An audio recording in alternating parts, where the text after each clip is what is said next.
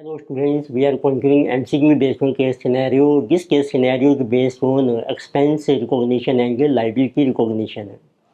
So here we will discuss case scenario based on Ind AS 102 with the major topic on equity cum cash cycle based share option. So let us see data given in this scenario. So on 1st April of current financial year, Sun Limited issued a share-based option to one of its key managerial personnel employee, which can be exercised either in cash or equity, and it has following features. तो आपने option issue किया है जिसकी settlement हो सकती है cash में या इक्विटी में। ऑप्शन 1 है number of cash settled shares are 70,000, service condition है आपकी 3 ईयर्स। ऑप्शन 2 है number of equity settled shares of face value ₹100 80,000। यदि आप कैश में पेमेंट लेते हैं तो आपको 70,000 शेयर के बेस पे पेमेंट मिलेगी। यदि आप इक्विटी शेयर ले रहे हैं देन 80,000 शेयर्स आपको अलॉट हो जाएंगे। एंड सर्विस कंडीशन है 3 ईयर्स, रिस्ट्रिक्शन टू सेल है आपकी 2 ईयर्स। फिर आपको फेयर वैल्यू दी है। शेयर अल्टरनेटिव की फेयर वैल्यू है ₹125 और कैश अल्टरनेटिव की fair value as on grant date है 136।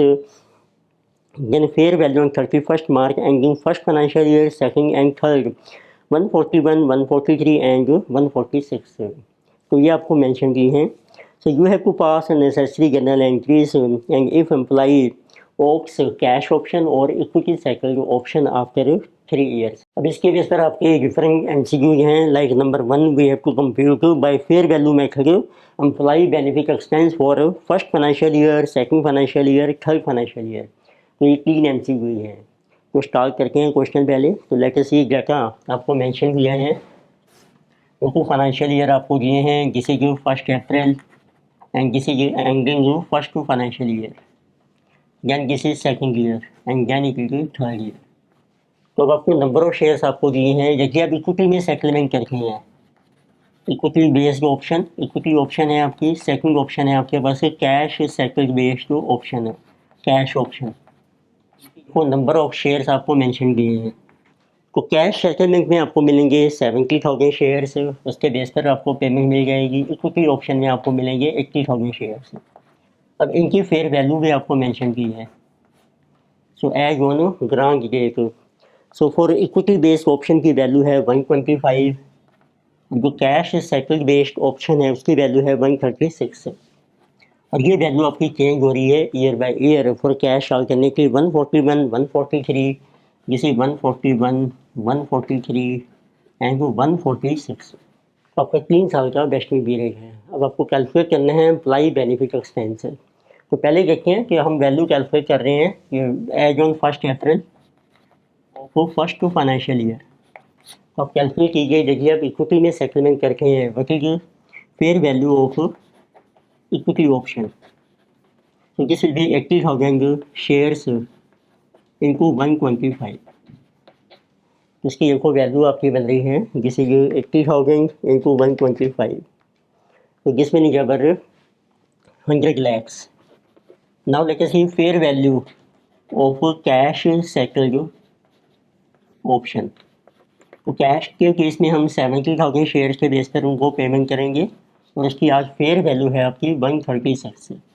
तो this amount is 70,000 into 136, this is 95,20,000।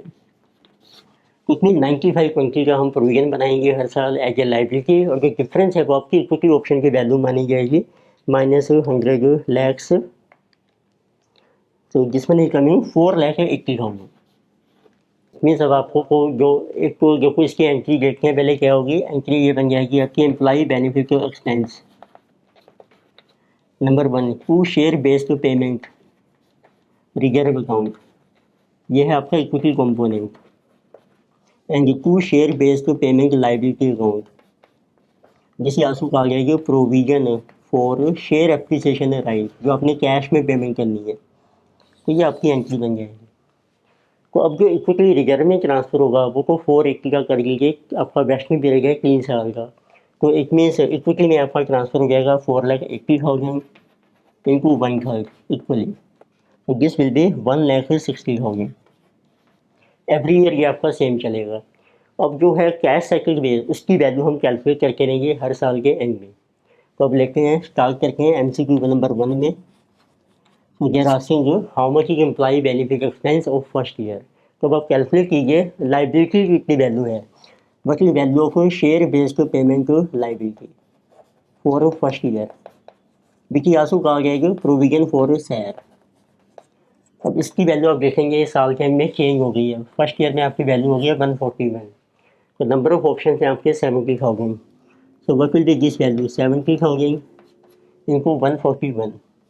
ये टोटल आ गई 3 साल की। तो अब आपका वेस्टिंग पीरियड है 3 साल, तो इस साल के लिए अमाउंट ट्रांसफ़र होगा आपका PNL में 1/3।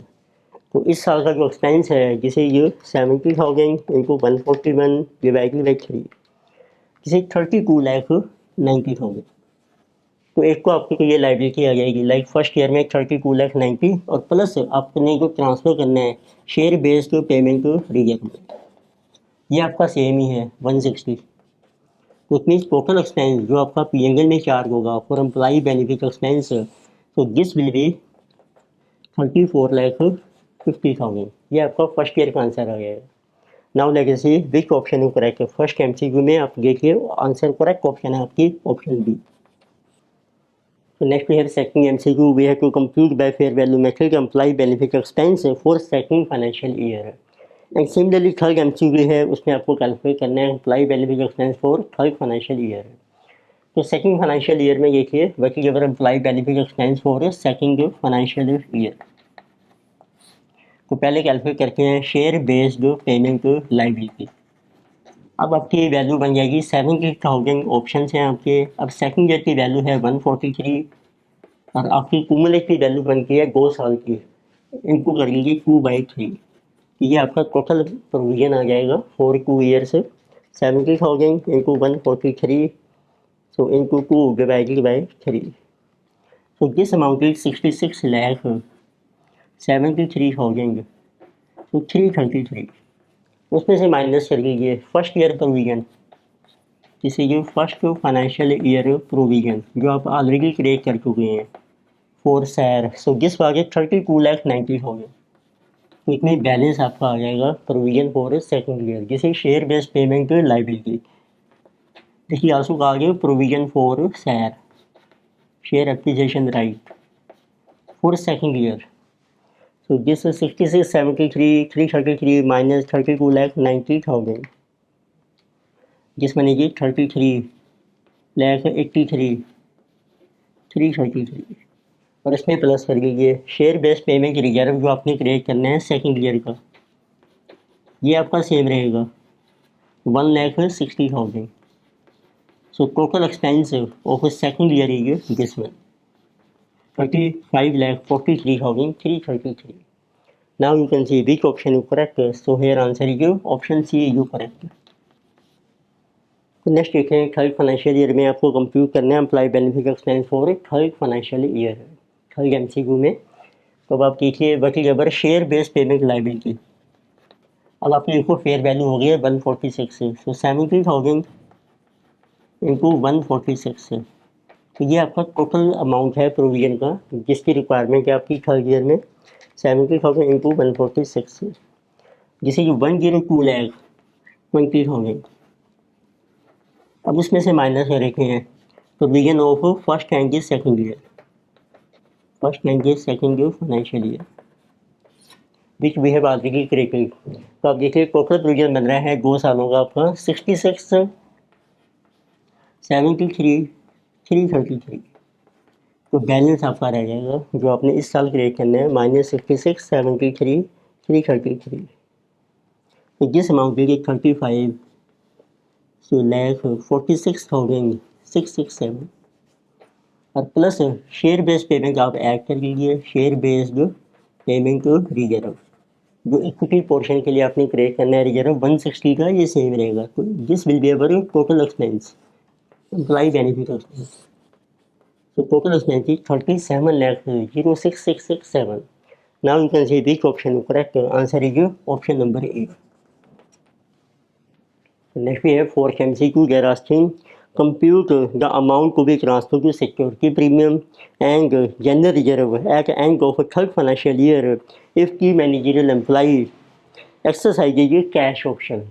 अब आपकी जो सेटलमेंट हो रही है वो कैश में हो रही है, तो आपने देखना है कितना अमाउंट ट्रांसफ़र होगा सिक्योरिटी प्रीमियम में और कितना अमाउंट आपका ट्रांसफ़र होगा जनरल रिजर्व में।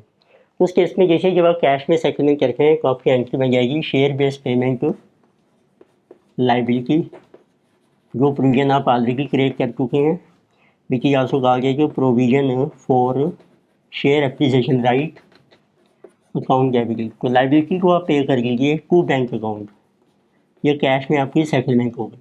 तो कितना अमाउंट है होगा आपका प्रोविजन का, 70,000 शेयर आपने लेने के कैश में इंटू 146 की वैल्यू थी आपकी, तो टोटल अमाउंट है आपका 102,20,000।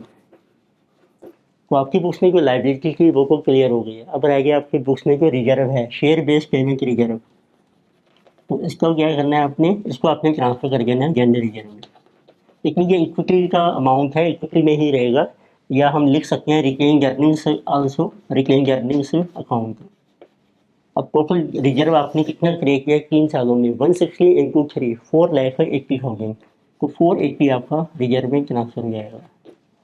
तो आपका आंसर है ट्रांसफ़र टू सिक्योरिटी प्रीमियम। तो इस केस में आप देखेंगे प्रीमियम में आपका जो अमाउंट ट्रांसफ़र हो रहा है जैसे नील, और कितना अमाउंट ट्रांसफ़र हो रहा है आपका जनरल रिजर्व में, जिसे जो 480। तो ये आपका आंसर है। Now which option is correct? Correct option is option B. Next we have a fifth MCQ. They are asking compute the amount to be transferred to security premium and general reserve which is retained earnings at end of third financial year if key managerial employee exercises equity option। अब आपने settlement करनी है equity option में। तो this is our MCQ number 5। तो this is equity settlement. Equity settlement में क्या है कि आपको 80,000 शेयर इशू करने हैं ऑफ ₹100। तो ये जो आपने प्रोविजन क्रिएट कर रखा है इसको यूटिलाइज कीजिए, तो आपकी एंट्री बन जाएगी share based payment liability, which आंसू कहा जाएगा provision for share to equity share capital and to security premium. तो इस केस में कुछ प्रीमियम भी आपका अराइज हो सकता है। प्रोविजन है 102,20,000 शेयर आपने इशू करने 80,000 of 100, so it mean equity share capital में अमाउंट आ जाएगा 80 लाख से। अब जो एक्सेस अमाउंट है वो आपका प्रीमियम बन जाएगा, जैसे कि 22,20,000 will be transfer to security premium. और जो आपके पास रिजर्व में पड़ा है secure share based payment reserve, ये आपका डायरेक्ट ट्रांसफर हो जाएगा टू जनरल रिजर्व में, विच इज आल्सो कहा जाएगा रिटेन्ड अर्निंग्स। तो इसको आपने ट्रांसफ़र नहीं करना है किसी में, जैसे क्या इक्विटी का अमाउंट है इक्विटी में ही ट्रांसफ़र हो जाएगा। अमाउंट है आपका 480। तो इस केस में आपका आंसर आ जाएगा ट्रांसफ़र कितना करना है आपने टू सिक्योरिटी प्रीमियम, जिसे 20,20,000 and transfer to general reserve 4,80,000। तो ये आपके अमाउंट्स हैं। Now you can see which option is correct. So here correct option is option C is correct. In this lecture, we have discussed a scenario based on Ind AS 102, where we discussed equity cum cash settlement based option। Further topics continue करेंगे next lecture में। Video आपको अच्छी लगती है subscribe कीजिए, recommend कीजिए, share कीजिए। Thank you.